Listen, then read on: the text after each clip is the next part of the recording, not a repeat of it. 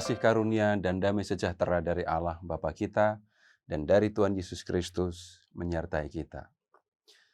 Saudara-saudara, Pilatus sudah memeriksa Yesus.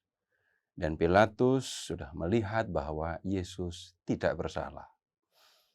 Tetapi desakan orang Yahudi membuat Pilatus tidak berdaya.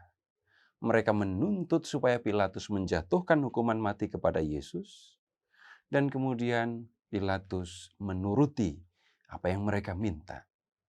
Karena itulah Pilatus kemudian mengambil putusan untuk menjatuhkan hukuman mati kepada Yesus. Dan hukuman mati itu dijalankan dengan penyaliban. Nah, kemudian sesudah Pilatus menjatuhkan putusan itu, Yesus diserahkan kepada para serdadu. Dan kemudian mereka mengolok-olok Yesus. Karena Yesus sudah dituduh mengaku sebagai raja orang Yahudi, para serdadu mengolok-olok Yesus dengan memperlakukan Yesus seolah-olah dia adalah raja. Mereka menaruh pada kepala Yesus mahkota. Tapi mahkotanya dibuat dari duri. Nah, kita bisa membayangkan bagaimana duri-duri ada di kepala Yesus dan kemudian melukainya. Kemudian para serdadu itu memberikan salam hormat kepada Yesus. Salam, hai Raja orang Yahudi. Tetapi sesudah itu, mereka memukul kepala Yesus yang ada mahkota durinya tadi dengan buluh. Sesudah itu, mereka pun juga meludahi Yesus. Nah, kemudian saudara-saudara, mereka membawa Yesus ke suatu tempat yang diberi nama Golgota. Para prajurit menyuruh seorang yang bernama Simon untuk memikul salib Yesus. Selanjutnya kita lihat apa yang dilakukan para prajurit, para serdadu itu di Golgota. Di Injil Markus bab 15 ayat 25 dikatakan begini. Waktu itu jam 9 pagi ketika mereka menyalibkan dia. Jadi Yesus sampai di Golgota dan kemudian disalibkan itu jam 9 pagi. Nah, dalam hukuman salib itu biasanya di atas kepala orang yang disalib diberikan tulisan yang memuat alasan mengapa orang itu dijatuhi hukuman salib. Nah, alasan mengapa Yesus, dihukum mati disebut pada tulisan yang terpasang di situ. Raja orang Yahudi. Nah, kita masih akan mendiskusikan tulisan ini. Yesus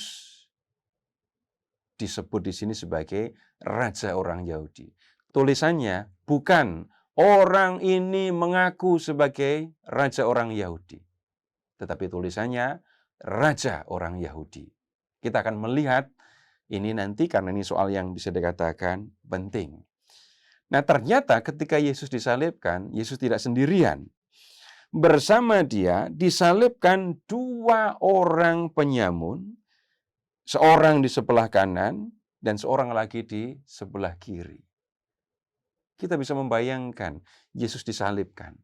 Di sebelah kanan, di sebelah kirinya adalah penyamun, penjahat. Orang bisa ambil simpulan yang sangat negatif. Kalau di kanan penjahat, kalau di kiri penjahat, berarti yang di tengah, orang bisa menyangka ini pasti pimpinan, ketua penjahatnya.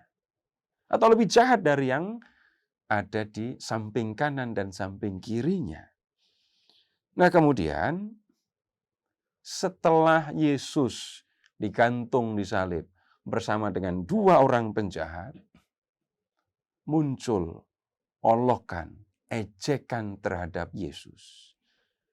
Orang-orang yang lewat dan melihat Yesus disalibkan, mereka mengolok-olok dan bilang begini, Hai engkau yang mau meruntuhkan bait suci dan membangunnya kembali dalam 3 hari, turunlah dari salib itu dan selamatkanlah dirimu. Kemudian, imam kepala, ahli-ahli Taurat juga mengolok-olok dia. Mereka bilang begini, orang lain ia selamatkan, tetapi dirinya sendiri tidak dapat ia selamatkan. Baiklah, Mesias, Raja Israel itu turun dari salib sekarang supaya kita lihat dan percaya. Masih ada lagi yang mengolok-olok. Bahkan 2 orang yang disalibkan bersama dia, 2 orang penyamun tadi, bahkan 2 orang penyamun, 2 orang jahat yang disalibkan bersama dengan Yesus, ikut mencela dia. Saudara-saudara, kita bisa melihat situasi yang bisa dikatakan mengerikan yang dihadapi oleh Yesus dalam hukuman salib ini. Diolok-olok, kemudian disiksa, kemudian disalibkan, setelah itu masih mengalami olok-olokan dari berbagai macam orang. Nah, kemudian jam 9 disalib, jam 12 menjadi gelap, negeri itu diliputi kegelapan, dan kegelapan itu berlangsung sampai jam 3. Lalu pada jam 3, Yesus berseru dengan suara nyaring, Eloi, Eloi, lama sabachthani. Apa yang diucapkan oleh Yesus ini berarti, Allahku, Allahku, mengapa engkau meninggalkan aku? Dan kemudian sesudah itu Yesus mengembuskan nafas terakhir. Yesus wafat jam 3 sore. Itu berarti Yesus digantung di kayu salib dari jam 9 pagi sampai jam 3 sore.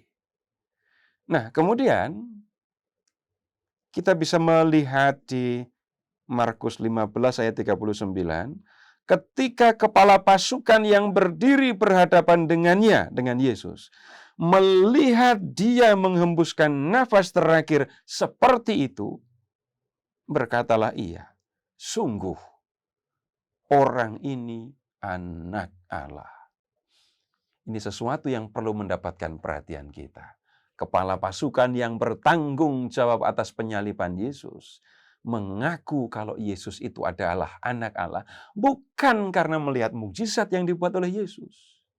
Bukan karena melihat keajaiban-keajaiban yang dilakukan oleh Yesus. Tetapi orang ini mengaku kalau Yesus adalah anak Allah justru ketika melihat cara Yesus mati. Nah, saudara-saudara, sekarang kita lihat tulisan yang ada di atas kepala Yesus. Sekali lagi, tulisan itu bukan tuduhan, tetapi pernyataan yang digantung di kayu salib ini adalah Raja. Kita perlu mengingat ketika Yesus masuk ke Yerusalem dengan menunggang seekor keledai, Yesus mau menunjukkan bahwa dirinya adalah Mesias, seperti yang disampaikan oleh Nabi Zakaria. Dia adalah Raja Mesias. Kalau mendengar kata Mesias, kita perlu mengingat, Mesias itu sama dengan Raja Penyelamat. Yesus justru bertindak sebagai Raja ketika dia menyelamatkan manusia. Dan penyelamatan itu dilakukan bukan dengan mengangkat senjata, lalu membunuh musuh yang adalah sesama manusia. Penyelamatan yang dilakukan oleh Yesus itu dilakukan dengan memberikan diri, mempersembahkan diri sebagai korban penghapus dosa.